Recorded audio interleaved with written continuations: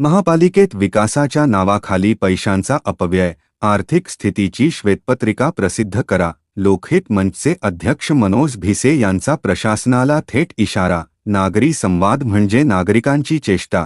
सांगली. 3 शहरांचे एकत्रीकरण करून निर्माण झालेल्या महानगरपालिकेत सध्या स्वच्छ कारभार आणि विकासाच्या नावाखाली जनतेच्या पैशांचा चक्क सत्यानाश सुरू आहे, असा घणाघाती आरोप लोकहित मंचचे अध्यक्ष मनोज भिसे यांनी केला आहे. रस्त्याच्या कडेला मातीत पेविंग ब्लॉक्स बसवण्याचे निरर्थक प्रयोग तातडीने थांबवून महापालिकेच्या एकूण खर्चाचे ऑडिट करावे आणि आर्थिक स्थितीची श्वेतपत्रिका प्रसिद्ध करावी, अशी मागणी त्यांनी केली आहे. करांच्या जाचक वाढीमुळे जनता बेजार. उत्पन्न वाढीच्या नावाखाली महापालिका प्रशासनाकडून घरपट्टी, भाडे मूल्य आणि भांडवली मूल्य या पद्धतींचा अवलंब करून सक्तीने कर वसुली केली जात आहे. निवासी भागांसाठी दुप्पट तर व्यावसायिक क्षेत्रासाठी तिप्पट कर लावून नवीन कृत्यांद्वारे करांचा डोंगर उभा केला जात आहे.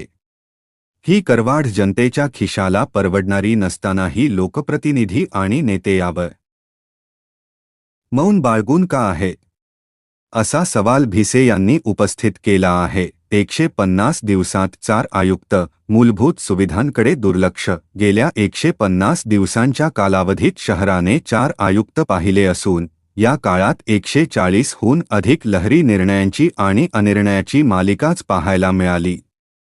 रस्ते, ड्रेनेज, पाणीपुरवठा आणि कचरा व्यवस्थापन यांसारख्या अत्यंत महत्त्वाच्या आणि मूलभूत सुविधा प्रलंबित असताना प्रशासन केवळ सौंदर्यीकरण आणि पेविंग ब्लॉक्सवर कोट्यवधी रुपयांची उधळपट्टी करत आहे.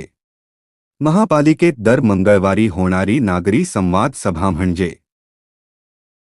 केवळ औपचारिकता आणि नागरिकांची चेष्टा बनली आहे, अशी टीकाही त्यांनी केली. लोकहित मंच आणि जनतेच्या प्रमुख मागण्या: 1. पेविंग ब्लॉक्ससारख्या अनावश्यक आणि फालतू खर्चावर तात्काळ बंदी घालावी. 2. कर वाढीची प्रक्रिया पारदर्शक करून ही अतिरेकी करवाढ रोखण्यात यावी. 3. सौंदर्यीकरणापेक्षा ड्रेनेज, रस्ते, पाणी आणि कचरा व्यवस्थापन या मूलभूत सुविधांना प्रथम प्राधान्य द्यावे. 4. नागरी संवाद ही केवळ औपचारिकता न ठेवता नागरिकांच्या समस्या प्रत्यक्ष सोडवण्यासाठी वापरावी. 5. महापालिकेच्या सर्व खर्चाचे ऑडिट करून तिजोरीत नेमकी किती शिल्लक आहे, याची श्वेतपत्रिका जनतेसमोर सादर करावी. जनतेचा तीव्र आंदोलनाचा इशारा. प्रशासनाने आता केवळ पोकळ आश्वासनं देणे बंद करावे. जनतेला प्रत्यक्ष कामाचा परिणाम हवा आहे. आयुक्तांनी लोकप्रतिनिधी आणि नागरिकांच्या सूचना गांभीर्याने घेऊन कारवाई करावी. जनतेचा संयम सुटल्यास तीव्र आंदोलनासाठी रस्त्यावर उतरावे लागेल, असा स्पष्ट इशारा मनोज भिसे यांनी दिला आहे. सम्यक महाराष्ट्र न्यूजसाठी मी प्रमोद चिनके, सांगली. अशाच नवनवीन आणि ताज्या बातम्यांसाठी